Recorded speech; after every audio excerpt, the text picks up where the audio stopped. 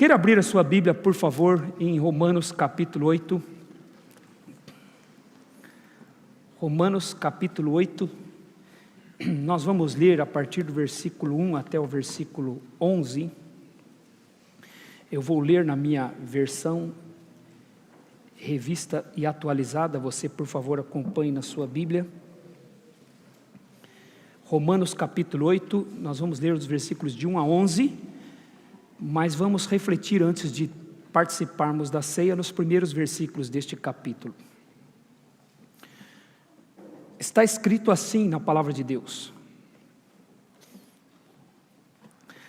Agora, pois, já nenhuma condenação há para os que estão em Cristo Jesus, porque a lei do Espírito da vida em Cristo Jesus te livrou da lei do pecado e da morte. Porquanto o que fora impossível à lei no que estava enferma pela carne, isso fez Deus, enviando o seu próprio Filho, em semelhança de carne pecaminosa, e no tocante ao pecado, e com efeito, condenou Deus na carne o pecado, a fim de que o preceito da lei se cumprisse em nós, que não andamos segundo a carne, mas segundo o Espírito. Porque os que se inclinam para a carne cogitam das coisas da carne, mas os que se inclinam para o Espírito, das coisas do Espírito. Porque o pendor da carne dá para a morte, mas o do Espírito para a vida e paz. Por isso o pendor da carne é inimizade contra Deus, pois não está sujeito à lei de Deus, nem mesmo pode estar. Portanto, os que estão na carne não podem agradar a Deus. Vós, porém, não estáis na carne, mas no Espírito, se de fato o Espírito de Deus habita em vós. E se alguém não tem o Espírito de Cristo, esse tal não é dele. Se, porém, Cristo está em vós, o corpo, na verdade, está morto por causa do pecado, mas o Espírito é vida por causa da justiça. Se habita em vós o Espírito daquele que ressuscitou a Jesus dentre os mortos, esse mesmo que ressuscitou a Cristo Jesus dentre os mortos, vivificará também os vossos corpos mortais, por meio do Espírito que em vós habita. Até aqui. Uma das coisas, meus irmãos, maravilhosas na mensagem do Evangelho, na mensagem cristã, no cristianismo, uma das coisas maravilhosas é que Deus perdoa pecados. Este é um dos aspectos que torna o cristianismo exclusivo. Só o cristianismo fala disso. Somente o cristianismo anuncia o perdão de Deus para pecadores arrependidos. As religiões criadas pelos homens, todas elas têm algo em comum. É a tentativa de salvar o homem por sua própria força, por seus próprios méritos. As religiões estabelecem então a salvação pelo mérito, por aquilo que alguém é capaz de fazer. Basicamente, pesa-se na balança aquilo que as pessoas fazem, ou então pegam as obras das pessoas, o que as pessoas podem realizar, e colocam na balança, e aquilo que for mais pesado determinará a salvação daquele indivíduo. Se as boas obras foram mais pesadas que as más obras, ele é salvo, mas se as más obras forem mais pesadas que as boas obras, ele é condenado. Isso basicamente resume as religiões humanas, as religiões criadas pelos homens. E isso se aplica até mesmo para aqueles que não têm religião. Talvez você pergunte, mas o pastor, e aquele que não tem religião? Esse princípio também se aplica na vida dele. Até os ateus também vivem com base neste princípio. Eles não creem na existência de Deus, eles não creem que Deus existe, não creem que Deus vai operar um julgamento um dia para todos os seres humanos, eles ignoram por completo a existência de Deus, mas eles vivem vidas baseadas em méritos. Neste caso, não haverá no conceito deles um julgamento feito por Deus, mas eles creem num julgamento feito pelos homens. Como as pessoas vão os enxergar?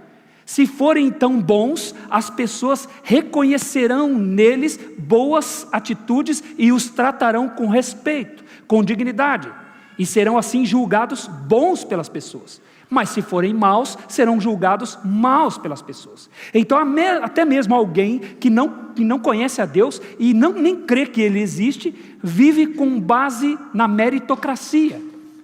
E é o que você faz que determina se você é bom ou não, se você deve ser respeitado pelas pessoas ou não. E nas religiões do mundo, nas religiões criadas pelos homens, também o mesmo princípio. Se você for bom, você vai ser aceito. Se você não for bom, você vai ser rejeitado. Então, todo pensamento humano está baseado no mérito. Faça o bem e você vai ser salvo. Você não será condenado. Isso determinará a sua salvação. Então isso tem um outro aspecto. Como que alguém é salvo? Aí tem que ver quantidade. Aí vamos fazer uma somatória. Vamos ver o peso. Vamos ver a porcentagem. Não é? Então vai depender da porcentagem. Se a porcentagem das suas boas obras for maior do que as suas más obras, você é salvo. Caso contrário, você é perdido. Então, a porcentagem vai determinar o resultado. E isto se encaixa perfeitamente na mente humana. É lógico para o ser humano. Qualquer ser humano entende isso. Mas está perfeitamente justo. Pesa-se numa balança e aí vê, faz o cálculo lá e vê se a pessoa é digna de respeito ou digna de salvação, no caso de alguma religião criada pelos homens. É justo. Parece lógico isso. Parece que não tem nada de errado nisso. Não é verdade? Até mesmo na nossa mente, nós que já entendemos o Evangelho, quando a gente pensa como uma pessoa comum, fala, mas isso é justo, está certo, tem que ser assim mesmo. Está perfeito. A pessoa vai decidir. Se ela fizer coisas boas, salvo. Se não fizer, perdido. Perdição, condenação eterna. Mas como nós lemos em Isaías capítulo 55, versículo 8, neste culto, Deus diz que os pensamentos dele não são como os nossos pensamentos. Ele não é como nós. A justiça dele não é como a dos homens. A justiça de Deus é completamente diferente. Esta não é a lógica de Deus. Esta não é a forma de Deus pensar.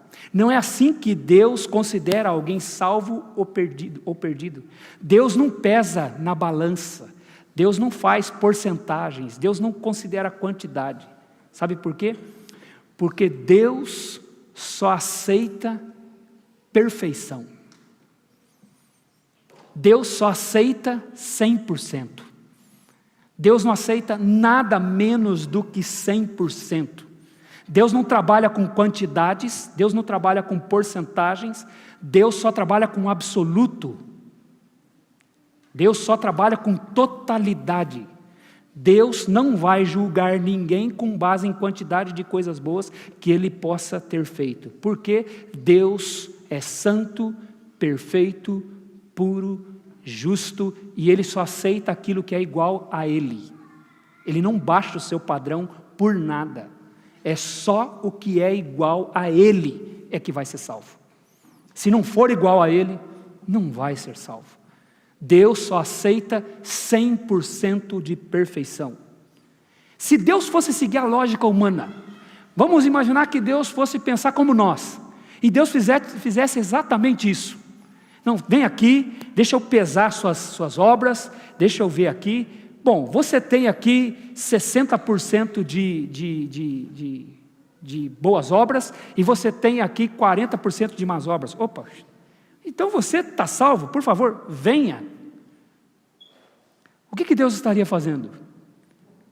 Ele estaria recebendo 40% de pecado. Percebam? Ele perderia sua perfeição, ele perderia sua santidade, por aceitar 60% de coisas boas. O que ele vai fazer com os outros 40%? Ele receberia os outros 40%, ele se contaminaria com os 40%.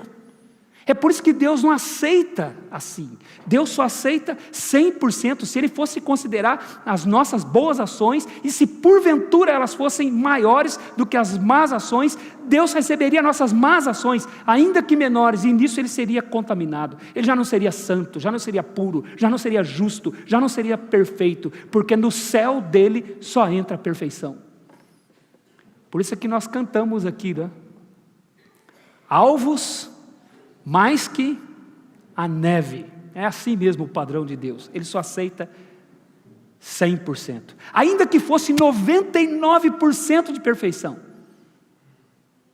ele não aceitaria. Ele só quer totalidade, porque Deus só trabalha com absoluto, Ele só trabalha com perfeição completa, com totalidade. Então o que Ele fez? Ele providenciou um meio por sua graça, por sua misericórdia, Ele providenciou um meio de que nós pudéssemos ter 100% de perfeição perante Ele. Ele providenciou um meio para nos perdoar de todos os nossos pecados. Todos. Para que todos os nossos pecados fossem tratados por Ele, para que nós pudéssemos ser iguais a Ele. Essa é a lógica de Deus, esse é o caráter de Deus. Deus providenciou um meio de perdoar todos os nossos pecados, porque Ele é um Deus perdoador. Só o cristianismo tem essa mensagem, só a mensagem do Evangelho fala isso. O cristianismo proclama a salvação por meio do perdão de pecados. E é isso que diz o Salmo 103. Você não precisa abrir, eu quero apenas citar para você algumas passagens do Salmo 103. O Salmo 103 vai dizer assim: bendize, ó minha alma, ao Senhor, e tudo que há em mim, bendiga o seu santo nome. Bendize, ó minha alma, ao Senhor, e não te esqueças de nenhum só dos seus benefícios. Ele é quem perdoa todas as tuas iniquidades, quem sara a tua alma, quem sara todas as tuas enfermidades, quem da cova redime a tua vida e te coroa de graça e de misericórdia, quem farta de bens a tua velhice, de sorte que a tua mocidade se renova como a da águia. O Senhor faz justiça e julga a todos os oprimidos, manifestou seus caminhos a Moisés e os seus feitos aos filhos de Israel. Porque o Senhor é misericordioso, compassivo, benigno, longânimo, assaz benigno. Esse é o nosso Deus. Não repreende perpetuamente, nem conserva para sempre a sua ira. Não nos trata segundo os nossos pecados, nem nos retribui consoante as nossas iniquidades. Esse é o nosso Deus. Pois assim como o céu se alteia acima da terra, assim o Senhor é grande para com os que o temem. A misericórdia do Senhor é assim para com aqueles que o temem.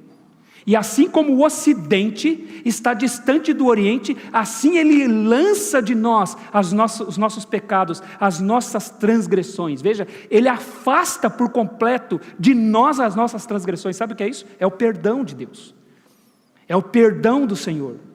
E aí naquele salmo, o salmista vai dizer: como um pai se compadece de um filho, assim o Senhor se compadece daqueles que o temem, pois Ele conhece a nossa estrutura e sabe que somos pó.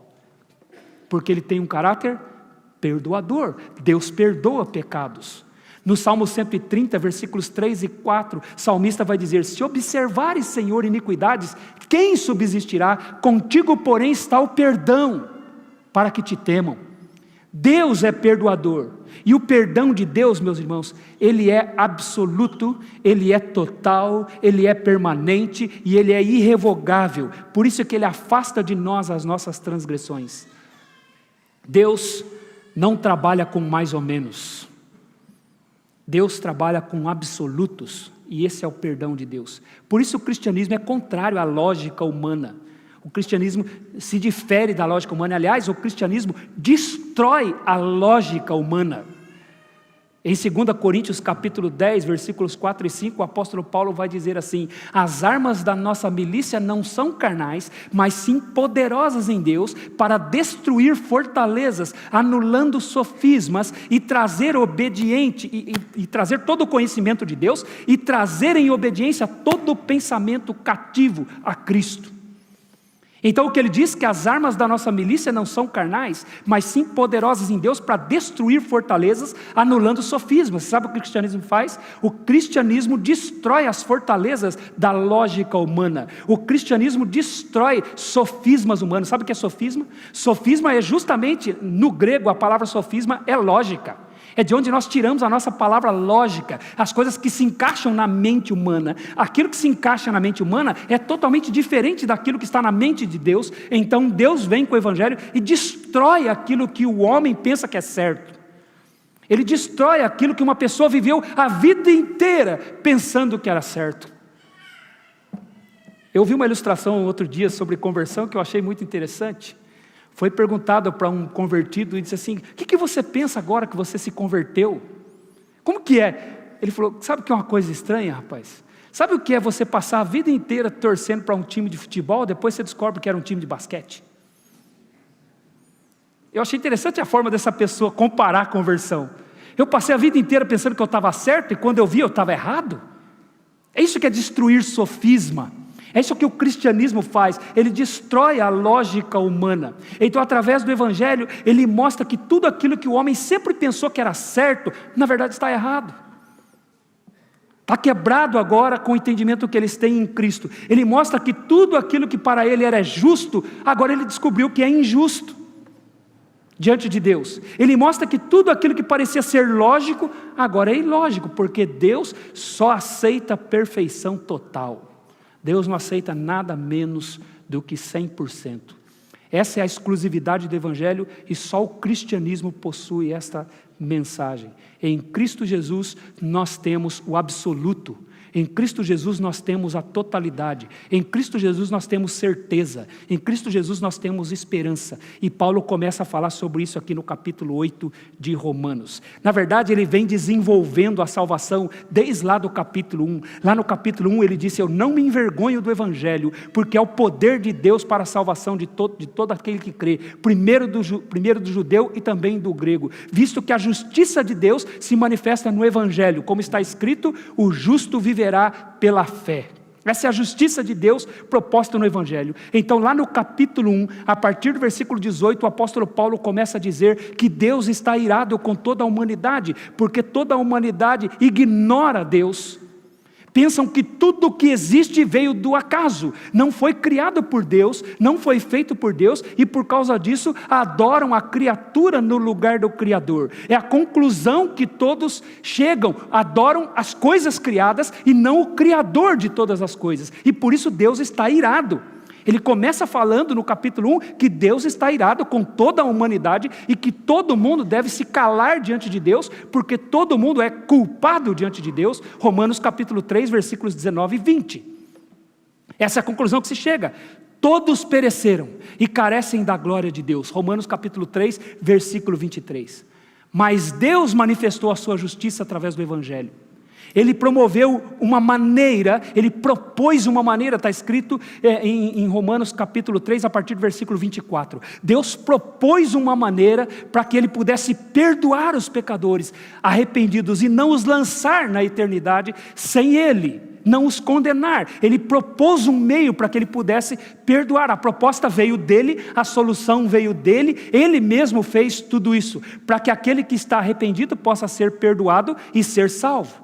E então no capítulo 4, o apóstolo Paulo vai apresentar Abraão e Davi como exemplos de pessoas que creram e por isso foram salvos. E aí ele vai dizer que assim aqueles que creem em Jesus Cristo, que ele morreu por nossos pecados e que ele ressuscitou dentre os mortos, são salvos e declarados justos por Deus. Então no capítulo 5 ele vai dizer: justificados pois mediante a fé, temos paz com Deus por meio do nosso Senhor Jesus Cristo, que nos deu acesso a esta graça na qual estamos firmes. É assim ele fala no capítulo 5. Então Jesus é apresentado como a solução para que Deus pudesse perdoar pecadores. Em Cristo Jesus agora nós temos paz com Deus, nós estamos perdoados. No capítulo 6 ele vai dizer que porque eu estou perdoado, eu não vivo mais agora nos meus desejos. Eu venci o pecado, eu tenho vitória sobre o pecado, de forma que o pecado já não terá mais domínio sobre nós, e andamos assim então em novidade de vida. Nós vivemos agora debaixo do senhorio de Cristo, não mais do senhorio do pecado. É o que ele diz no capítulo 6. No capítulo 7 ele vai dizer que nós, a lei de Deus não tem mais poder para nos condenar. A lei serve apenas para revelar aquilo que nós somos. O apóstolo Paulo diz no capítulo 7, versículo 7, eu não saberia que eu cobiço se a lei de Deus não dissesse, não cobiçarás. Essa é a função da lei de Deus, revelar que eu preciso de salvação. E aí o apóstolo Paulo então diz, agora eu sou salvo, mas sendo salvo tem uma luta acontecendo dentro de mim. Há uma luta acontecendo dentro do crente. É o que ele passa a dizer no capítulo 7, a partir do versículo 15. Gostaria de ler e que você acompanhasse na sua Bíblia. Ele vai dizer, porque nem mesmo compreendo o meu próprio modo de agir. Pois não faço o que prefiro, e sim o que detesto. Ora, se faço o que não quero, consinto com a lei que é boa. Neste caso, quem faz isso já não sou eu, mas o pecado que habita em mim. Porque eu sei que em mim, isto é, na minha carne, não habita bem nenhum, pois o querer o bem está em mim, não porém o efetuá-lo. Porque não faço o bem que prefiro, mas o mal que não quero, esse faço. Mas se eu faço o que não quero, já não sou eu quem faz, e sim o pecado que habita em mim. Então, ao querer fazer o bem, encontro a lei de que o mal reside em mim. Porque no tocante ao homem interior, tenho prazer na lei de Deus, mas vejo nos meus membros outra lei, guerreando contra a lei da minha mente, e me faz prisioneiro da lei do pecado que está nos meus membros. Desventurado homem que sou, quem me livrará do corpo desta morte? Graças a Deus por Jesus Cristo nosso Senhor. De maneira que eu de mim mesmo com a mente sou escravo da lei de Deus, mas segundo a carne da lei do pecado. Então ele está dizendo que agora como salvo ele tem essa luta trabalhando dentro dele, essa guerra acontecendo dentro dele, de forma que ele quer fazer o certo, mas tem hora que ele não consegue.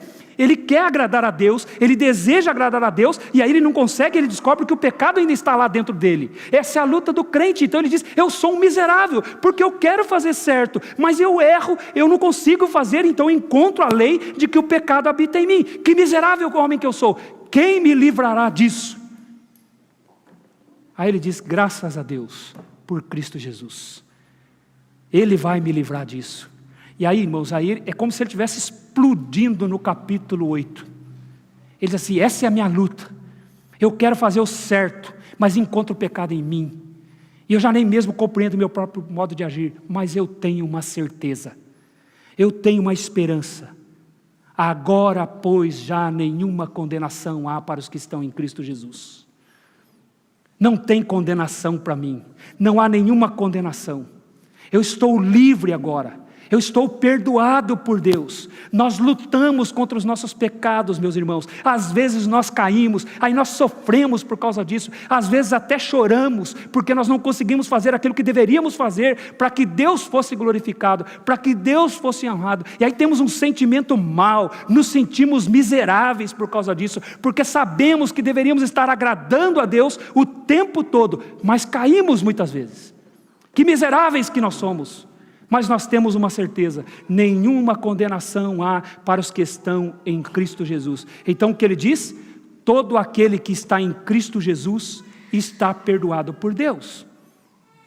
Todo aquele que está em Cristo Jesus está perdoado por Deus. Todo aquele que está unido com Cristo pela fé não tem mais nenhuma condenação contra si mesmo. Ele está totalmente, irrevogavelmente perdoado por Deus. Todos os seus pecados do passado, do presente e os que você ainda vai cometer no futuro estão totalmente perdoados por Deus, porque não há nenhuma condenação para os que estão em Cristo Jesus. Este é o perdão de Deus para todos nós, não depende de nós. Deus não analisa por aquilo que nós fazemos, pela quantidade de boas obras que nós podemos apresentar para Ele. Ele não analisa assim pelas coisas ruins que nós fazemos, é por causa de Cristo Jesus. Aquele que está em Cristo Jesus não tem nenhuma condenação sobre ele. Já estamos perdoados. Já temos o perdão de Deus. Todo aquele que está em Cristo Jesus não tem pendências com Deus. É isso que significa. E aí o apóstolo Paulo diz por que não tem pendências? Por que ele está perdoado? Por que Paulo faz essa afirmação aqui? Por que ele está perdoado? Primeiro, irmãos, ele está perdoado porque a ação do Espírito o livrou, a ação do Espírito Santo o livrou do poder do pecado. É o que ele diz no versículo 2. Ele diz, agora pois já nenhuma condenação há para os que estão em Cristo Jesus, porque a lei do Espírito da vida te livrou da lei do pecado e da morte. O que é a lei do Espírito da vida? Isso se refere ao poder do Espírito Santo de dar vida àquele que estava morto. É o poder do Evangelho, é a ação do Espírito Santo. Irmãos, a Bíblia vai dizer que nós estávamos mortos nos nossos delitos e pecados. Andávamos segundo o curso deste mundo. Andávamos segundo as inclinações da nossa carne e dos nossos pensamentos. Andávamos segundo o príncipe da potestade do ar, do espírito que agora atua nos filhos da desobediência. E éramos por natureza filhos da ira, ou seja, éramos dignos de receber a ira de Deus sobre nós. Deus estava irado conosco, mas o Espírito Santo veio e nos concedeu vida. Sabe o que ele quer dizer quando ele diz o Espírito da lei, o Espírito da vida? A lei do Espírito da vida significa que quando você ouviu o Evangelho, quando alguém anunciou o Evangelho para você, quando seus ouvidos escutaram a mensagem do Evangelho, o Espírito Santo veio, abriu seu entendimento, transformou você e deu a você condição para que você pudesse entender aquilo que você ouviu. Essa é a ação do Espírito Santo. O Espírito Santo levou você a compreender a mensagem do Evangelho, para que você pudesse entender que de fato você estava condenado, que de fato você tinha que ser condenado eternamente, mas que se você reconhecesse isso, se arrependesse e colocasse a sua fé em Cristo Jesus, você seria perdoado por Deus. Esse é o Espírito da vida. É isso que o Espírito Santo faz. Essa é a lei do Espírito da vida. Jesus disse que é o Espírito Santo que nos convenceu do pecado, da justiça e do juízo. Porque você não acreditava em pecado. Você não acreditava que havia um padrão justo e perfeito, que somente Deus aceitaria este padrão justo. Você não pensava assim, você não acreditava nessas coisas. Você também não acreditava que um dia Deus vai julgar todos os seres humanos. Cada alma desse mundo terá que prestar contas para Deus da sua própria vida. Você não acreditava nessas coisas, mas o Espírito Santo veio, abriu seu entendimento e convenceu você do pecado, da justiça e do juízo. Isso é exemplificado, meus irmãos, em Ezequiel capítulo 37. Está exemplificado lá. Ezequiel capítulo 37, você se lembra da história? Deus leva Ezequiel a um vale onde havia ossos secos. E Deus pergunta para Ezequiel: o que você está vendo aí? Eu estou vendo um vale cheio de ossos e eles estão sequíssimos. Aí Deus diz assim: você crê que estes ossos podem viver? Ele disse: Senhor, tu sabes. Aí ele diz: profetiza aos ossos secos. Fala com eles. Fala a minha palavra para eles. E aí Ezequiel vai e fala com ossos secos. Ossos secos, ouvi a palavra do Senhor. E quando Ezequiel falou, Ezequiel começou a ver osso batendo com osso. Ele começou a ver tendões surgindo, pele cobrindo aquela carne. E aí ele diz: eles estão vivos? Profetiza ao Espírito que o Espírito entre neles. E aí ele profetizou, o Espírito veio, entrou neles e eles se colocaram de pé. Você sabe quem era você espiritualmente antes de você ouvir o Evangelho? Você era um osso seco. Eu e você. Nós éramos como ossos secos, não havia vida em nós espiritualmente falando. Mas alguém como Ezequiel veio e pregou para nós. Anunciou o Evangelho para nós. E aí o Espírito Santo veio, entrou em nós e nos fez ficar de pé perante aquela mensagem. Foi o dia da nossa conversão. Foi o dia que nós fomos salvos por Cristo Jesus. O mesmo aconteceu conosco. Então Paulo está dizendo aqui que a lei do Espírito da vida nos livrou da lei do pecado e da morte. Foi o dia que o Espírito Santo nos salvou. A nossa salvação se deu pelo Espírito Santo, pelo poder do Espírito Santo. E então ele diz que isso nos livra da lei do pecado e da morte. Agora, se a lei do Espírito da vida é o Evangelho, que o Espírito Santo nos levou a entender pelo poder dele, o que é a lei do Espírito? É a lei da morte. A lei do pecado e da morte que ele diz no capítulo 2. Meus irmãos, a lei do pecado e da morte aqui não é a lei de Deus. Não é a lei de Deus que ele está falando aqui. A lei do pecado e da morte aqui, irmãos, é a lei do pecado e da morte. A lei de Deus é sempre lei de Deus, que é santa, boa e justa, ele diz em Romanos capítulo 7. Aqui é a lei do pecado e da morte. Lei aqui, na verdade, é um princípio dominante. É a lei do pecado que estava em nós antes da nossa conversão. É o que ele disse no capítulo 7, versículos 22 até 24, lendo novamente. Veja o que ele diz no capítulo 7, versículo 22. Porque no tocante ao homem interior, tenho prazer na lei de Deus. Mas vejo nos meus membros outra lei, que guerreando contra a lei da minha mente, me faz prisioneiro da lei do pecado, que está nos meus membros. Desventurado homem que sou, quem me livrará do corpo dessa morte? Essa é a lei do pecado e da morte. É o princípio dominante do pecado. É o poder do pecado que conduz uma pessoa. Essa é a lei do pecado e da morte. E o Espírito Santo nos livrou dessa lei. Isso aqui fala do poder santificador do Espírito Santo. Nós estávamos, meus irmãos, presos ao pecado. É isso que fala a lei do pecado e da morte. Você sabe o que era a sua vida antes de Cristo? A sua vida antes de Cristo era ser dominado pelo pecado. O pecado dizia, faça isso, e você fazia. Por isso que aqui ele coloca o pecado como se fosse um ser ativo, um rei sobre a vida daquele que não conhece a Cristo, dirigindo a vida daquele que não conhece a Cristo. Por isso Jesus disse em João capítulo 8, versículos 32 e versículo 32 e versículo 36. E conhecereis a verdade vos libertará. Se o Filho vos libertar, verdadeiramente sereis livres. Aí eles disseram, mas livres do quê? Nós não somos escravos de ninguém, por que precisamos ser livres? Aí Jesus disse, todo aquele que comete pecado é escravo do pecado. O Evangelho nos livra deste poder, desta lei do pecado, deste princípio dominante. Por isso em Romanos capítulo 6 ele vai dizer, não reine portanto o pecado em vossos corpos, de forma que obedeçais às suas paixões. Nós estamos livres do poder do pecado. Esta é a diferença, irmãos, entre um salvo e um não salvo. O salvo está livre do poder do pecado. Ele está livre da lei dominante do pecado. Ele está livre desta lei do pecado e da morte. Este é o salvo, ele não está mais debaixo do pecado. Agora, quem é o incrédulo, quem é aquele que não é salvo? Ele está debaixo da escravidão do pecado. Ele vai pecar e pecar e pecar e só pecar. Porque é o domínio do pecado sobre a vida dele.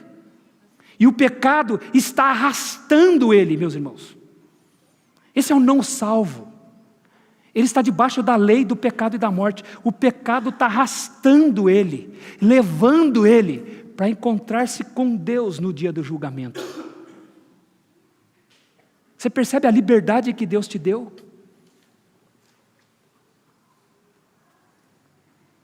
Eu ouvi John Piper falando sobre isso, achei muito interessante. Talvez você ache que isso aí é apenas uma teologia, não é uma coisa que faz muita diferença. E aí John Piper usou uma ilustração interessante para mostrar que isso faz toda a diferença. Imagine que você tivesse que comparecer diante do juiz hoje. E o juiz dissesse para você, se você se arrepender e crer, eu te perdoo hoje. Hoje. De todos os seus pecados, daqueles que você cometeu até hoje, daqueles que você vai cometer no futuro, do que você está cometendo agora, eu te perdoo, e você vai sair daqui livre na sua consciência, sem carga nenhuma, liberto pelo meu perdão. Você pode receber isso hoje. Agora, se você não quiser, se você quiser continuar tentando ser salvo por você mesmo, pelo seu próprio mérito, eu tenho uma outra proposta. Eu vou colocar um oficial de justiça na sua cola. E ele vai começar a anotar tudo o que você faz a partir de hoje. Ele vai anotar tudo o que você faz. E o seu julgamento só vai acontecer lá no futuro. E chegar lá nós vamos olhar a sua vida para ver se você tem salvação ou não. Faz diferença saber que eu sou perdoado hoje, irmãos? Sim ou não? Faz diferença saber que eu não tenho esse peso mais sobre as minhas costas, de ficar tentando eu mesmo acertar? sem saber o que vai acontecer no futuro? Faz diferença ou não faz? É isso que ele está dizendo aqui. O Espírito de Deus, a lei do Espírito da vida te livrou da lei do pecado e da morte. É por isso que nós estamos perdoados, não há pendências mais, não há nada para acertar com Deus naquele dia, tudo foi acertado na cruz de Cristo. Não há nenhuma pendência mais, nós estamos livres desta lei do pecado, mas quem não está em Cristo Jesus, quem não está unido a Cristo Jesus, está sendo arrastado por esta lei, e ele vai ter que prestar contas naquele dia, vai ter que se acertar com Deus naquele dia. Então o crente pode vencer o pecado, porque ele já foi perdoado. Esta é a justiça de Deus, esta é a vida justa que Deus promove em Cristo Jesus. Então por que nós estamos perdoados? Por causa do Evangelho. A lei do Espírito da vida nos livrou da lei do pecado e da morte, por isso nós estamos perdoados. Segundo, por que nós estamos perdoados? Porque aquele que está em Cristo Jesus é perdoado. Ele é perdoado porque Deus condenou Jesus em seu lugar. É o que Paulo diz no versículo 3. Ele diz assim: porquanto que fora impossível a lei no que estava enferma pela carne, isso fez Deus enviando o seu próprio Filho em semelhança de carne pecaminosa, e no tocante ao pecado. E com efeito condenou Deus na carne o pecado. Paulo vai dizer aqui que a lei de Deus não podia nos libertar do pecado porque ela estava enferma pelo pecado. A lei de Deus não podia nos salvar. A lei de Deus só tem uma função: apontar para nós que somos pecadores, que estamos fora do padrão aceitável de Deus. Esse é o propósito da lei. Então Paulo diz aqui que aquilo que a lei não podia fazer, o que Deus fez? Deus enviou seu próprio Filho. A lei não podia nos dar a salvação eterna, então Deus envia seu próprio Filho Jesus Cristo em semelhança de carne pecaminosa. Jesus não pecou. Jesus viveu neste mundo de uma forma perfeita e justa, mas ao olhar para ele, ele poderia ser, de uma certa forma, confundido com qualquer outro ser humano. Ele foi reconhecido na figura humana, ele foi visto como um ser humano. É nesse sentido que ele diz que Jesus veio em semelhança de carne pecaminosa, mas não em carne pecaminosa. Jesus nunca pecou. 2 Coríntios capítulo 5, versículo 21, vai dizer: aquele que não conheceu o pecado, ele o fez pecado por nós, para que nele fôssemos feitos justiça de Deus. Hebreus capítulo 4, versículo 15, vai dizer que não temos um sumo sacerdote que não possa se compadecer das nossas fraquezas. Antes foi ele tentado em todas as coisas, mas permaneceu sem pecado. Isaías capítulo 53, versículo 9, vai dizer que nunca uma palavra falsa foi encontrada na sua boca, nem dolo algum se achou em sua boca. Jesus nunca pecou, mas ele veio em semelhança de carne pecaminosa. Por quê? Para que Deus condenasse na carne dele o nosso pecado, para que Deus castigasse nele o nosso pecado. Ele é o Cordeiro de Deus que tira o pecado do mundo. Assim como os cordeiros no Antigo Testamento eram inocentes, Jesus veio como um inocente, como um justo, perfeito, para receber sobre si mesmo os nossos pecados. O que Deus fazia no Antigo Testamento? Deus aceitava o cordeiro para não matar o pecador. O pecador vinha, trazia o cordeiro, Deus recebia o cordeiro, e o cordeiro era imolado, o seu sangue era derramado sobre o altar, e Deus aceitava aquilo como uma expiação pelo pecado. E isso tudo apontava para quem? Para Cristo Jesus, que viria como um cordeiro inocente e receberia o nosso pecado. Jesus é o nosso substituto. Jesus é aquele que recebeu o pecado no nosso lugar. Então, para não nos condenar, o texto diz que ele condenou na carne de Jesus o nosso pecado. Por isso que já não há mais nenhuma condenação para nós. Por que não há condenação?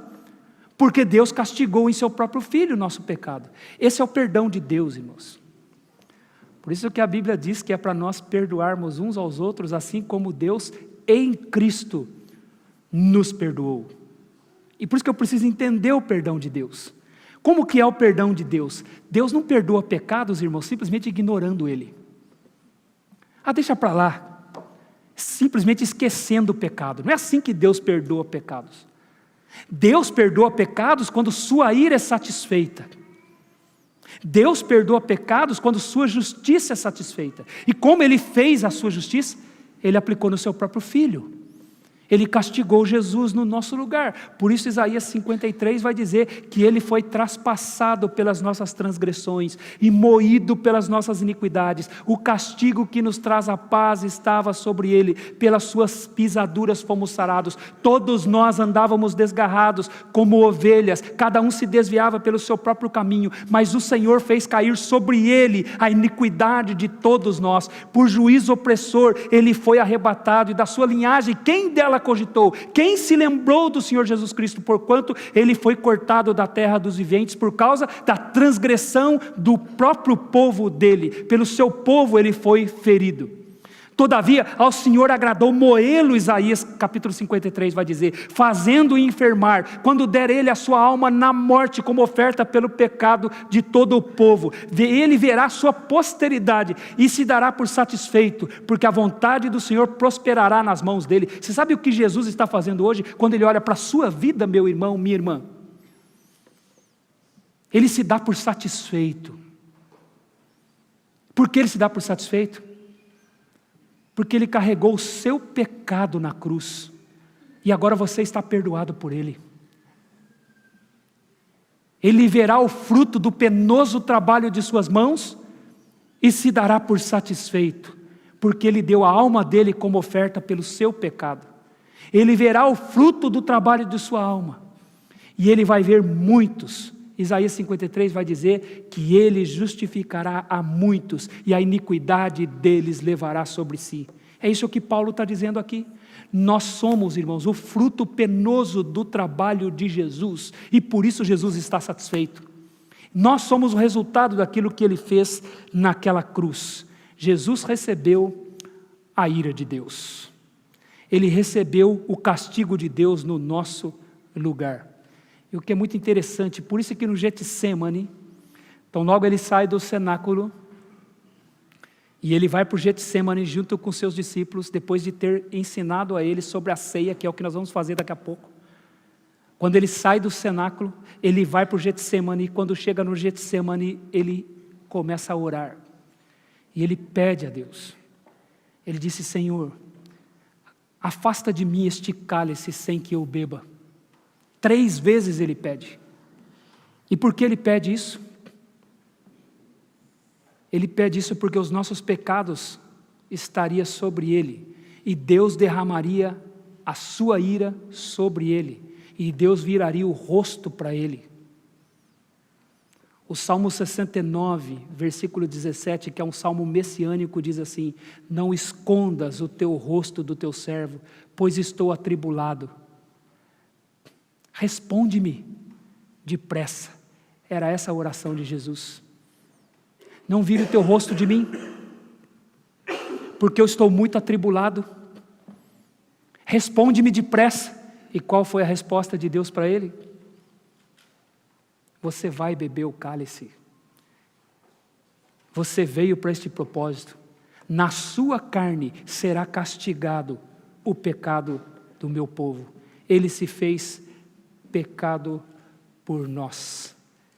Então, irmãos, a ceia é uma dramatização disso. Quando nós estamos tomando a ceia, significa que nós estamos em Cristo, e todo aquele que está em Cristo é perdoado. Então, quem toma a ceia? Quem participa da ceia? O que significa a ceia? Lembra o que ele disse em João capítulo 6?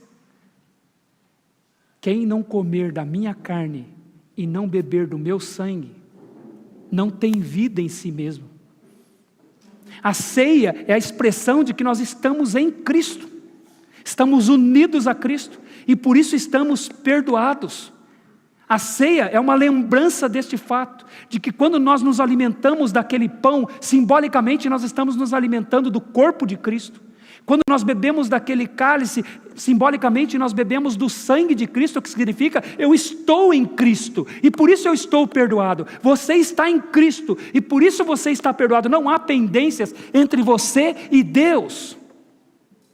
Não pode mais haver pendências, porque você está em Cristo. E o que é comer uma coisa, irmãos? Hoje está na moda aí de vida saudável, né? O que dizem os estudiosos? Você é aquilo que você... Eu não sei aí, não é? mas aqui é. Aqui você é aquilo que você come. Se você come o corpo de Cristo, se você bebe o sangue de Cristo, sabe o que você é? Cristo. Você é um com Ele, você se torna como Ele, essa é a ideia. É uma união tão intrínseca com Cristo, que você não pode ser condenado. Porque Ele carregou o seu pecado na cruz. Então nós estamos perdoados por causa do Evangelho, por causa do Espírito da lei da vida. Nós estamos perdoados porque o nosso pecado foi castigado em Cristo Jesus. Deus condenou na carne o pecado. E terceiro, irmãos, por que nós estamos perdoados? Porque todo aquele que está em Cristo Jesus não tem nenhuma condenação contra ele.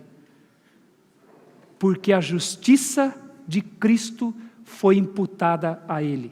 É o que Paulo vai dizer no versículo 4.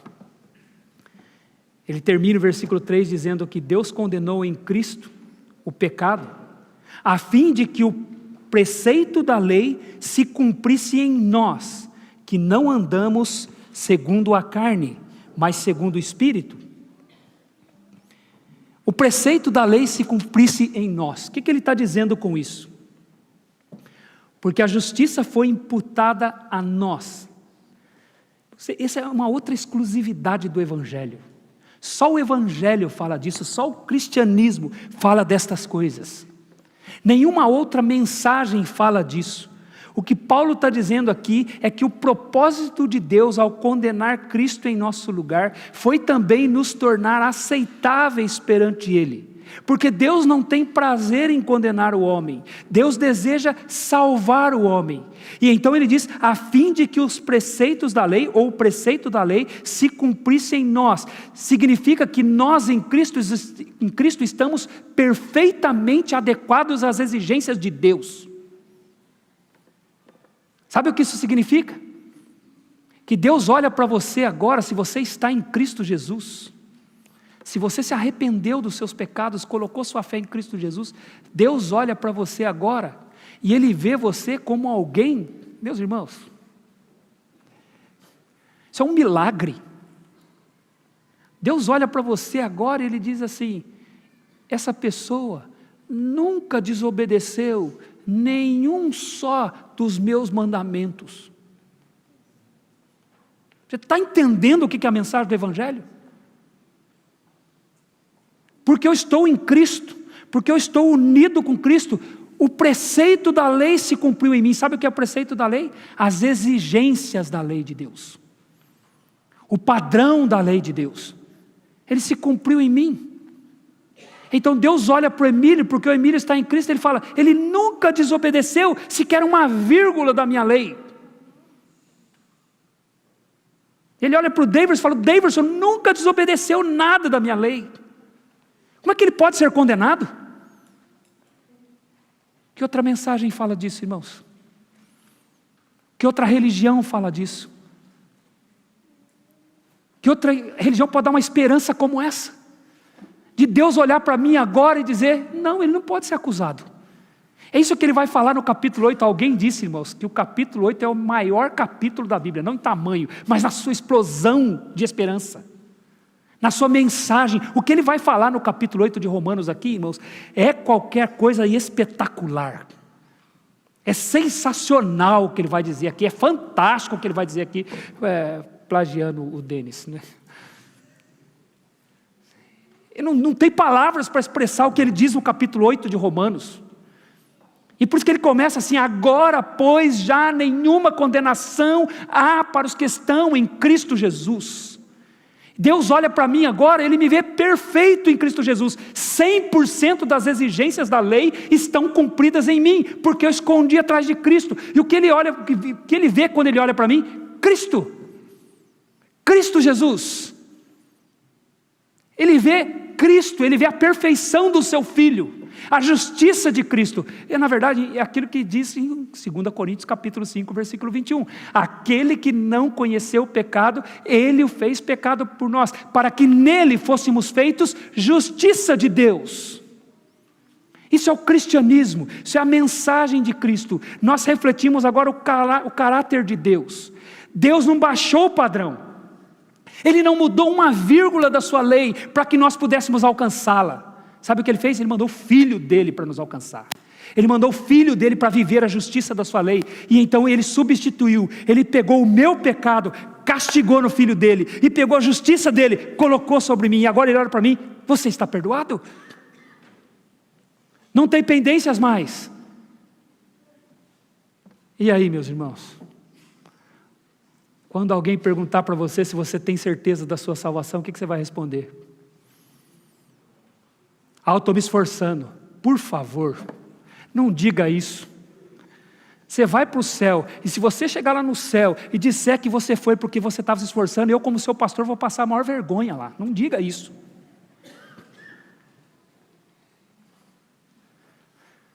Por que você tem certeza da sua salvação? Por que você tem certeza que se você morrer hoje, você vai estar com Cristo? No que está baseada a sua certeza?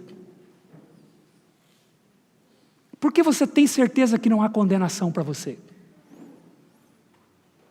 Por causa da graça, meus irmãos. Por causa do amor de Deus. Por causa da misericórdia de Deus. Por causa do perdão de Deus. Deus perdoa totalmente. Não há pendências. Nenhuma condenação há mais para os que estão em Cristo Jesus. Porque a lei do Espírito da vida te libertou da lei do pecado e da morte. Porque Cristo Jesus foi condenado no seu lugar. E porque a perfeição de Jesus foi colocada sobre você. Você é perfeito em Cristo Jesus. Isso é o Evangelho. E é por isso que nós temos a certeza de que o partir e estar com Cristo é incomparavelmente melhor. Deus perdoa pecados. Ele não tem prazer em nos condenar. Ele nos perdoa quando Ele enviou seu próprio Filho Jesus para sofrer no nosso lugar, para que nele fôssemos feitos justiça de Deus. Vamos orar?